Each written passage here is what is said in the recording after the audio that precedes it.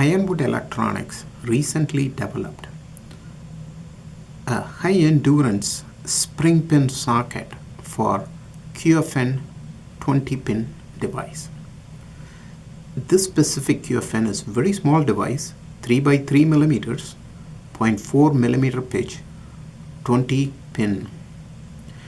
In order to use this device in the socket needs to be mounted to the test board using the hardwares.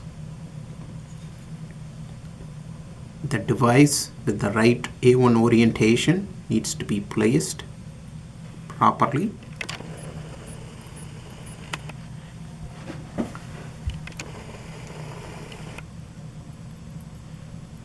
Then the socket double latch lid has a double pin that aligns and snaps into it to compress the device onto the spring pin to connect to the target board. The spring pin used in this socket has low inductance, 10 GHz bandwidth, and operates at temperature -55 to +180 C. Thank you.